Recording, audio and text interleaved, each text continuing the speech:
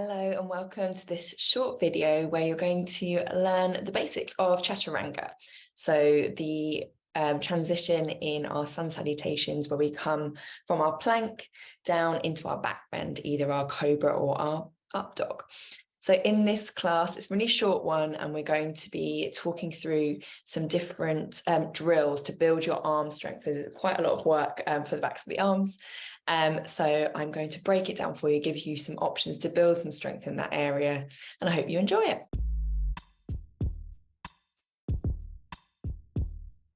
We're going to get started just by finding yourself in a comfortable seated position. And actually, before you get too settled, we do need a few props, including blocks this morning. So if you've got a couple of bricks, they would be very helpful. And also a chair, if you have one.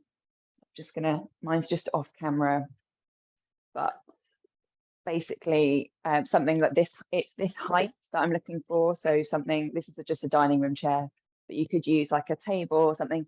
You can use a wall, but it's not quite as good if you have something available.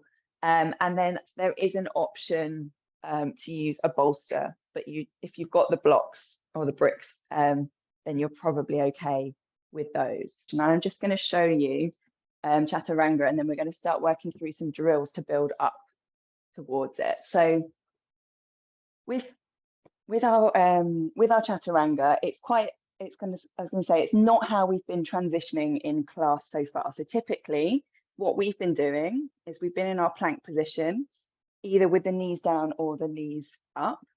And then we've basically done a roll down. So bringing the elbows in, but just rolling down to the ground and then coming up. That isn't Chaturanga, that's a kind of roll down. And it's a very good option. So particularly when you're working with your strength, it's a really good option. It's really kind of works really well for the body. Chaturanga is something slightly different. From Chaturanga, effectively, the full version of the pose, we'll be working up to it and building our strength up towards this. And I'm going to give you some exercises to work with it. We start from our plank position. So wrists underneath shoulders, feet are kind of pressing away, and we've got that lovely straight line. And then we're going to shift the toes forward. Gaze stays kind of just above the front of the mat. And then we bend through the elbows, coming down to a flat position, and then you have to come back up. So it's kind of like a push-up, but but you're looking for the elbows to be here. And so it works a lot of the backs of the arms. So it's a really strong position for the body. But that main bit that we are not doing with our normal roll down is that roll forward onto the toes, so that we get the right angle for the hands. So we're going to work, so just to show that again. So getting everything nice and set up in the plank, we push forward, we lower down, and then we'd either be coming down through to our cobra, or we'd be going through to an upward facing dog, but we'll cover that next time. So that's in the next session. Then this time we're going to be focused on that position of rolling the toes forward. So rolling and that kind of movement that we're looking to create. It is a lot of work in the arms and shoulders. So we're going to start with the chair. This is where, if you've got a chair handy, you can use a wall for this, but chair is definitely a bit better. Look to have the kind of higher end towards you, and ideally have it so it's against something, or at least put it on a very grippy mat. But ideally, because you're going to be putting a bit of weight on it, you don't want it to be moving. So perhaps put it against a wall or another bit of furniture, just to keep it nice and safe at home.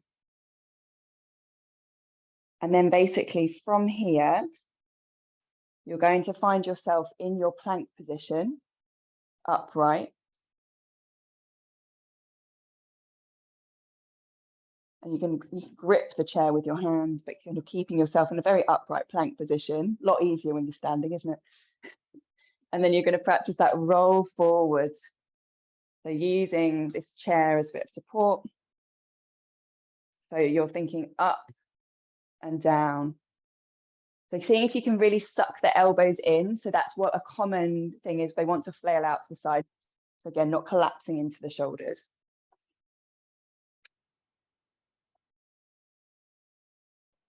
Beautiful. So this if you wanted to try this at home or to build up your Chaturanga, then doing a set of 8 to 10 of these, kind of, you can do it daily if you want, but that will start to kind of get things going. We're going to move the chair now out the way, and this is where we're going to bring in the block. You can have the blocks on high setting. The hands are just normally just behind them.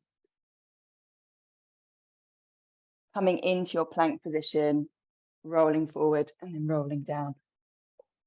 So you're going through that full push up there. Hard work, it's really hard work. So again, hands just behind those blocks, they're on the highest setting, rolling yourself forward, coming down, chest taps the block and then comes back up.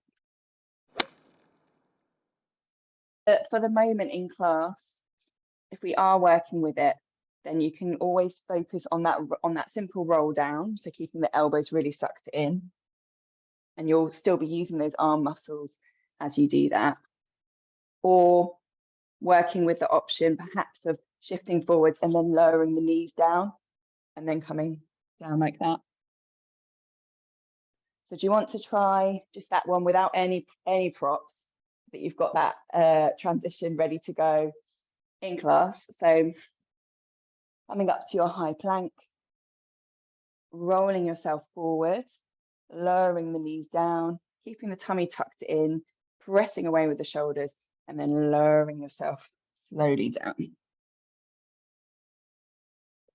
And then from here, you can roll up into your little baby back bend, so coming through to find your little cobra.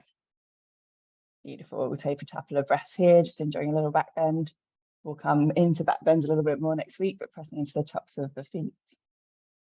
And then pressing yourself up and back, bringing the bum back towards the heels, coming to find your child's pose.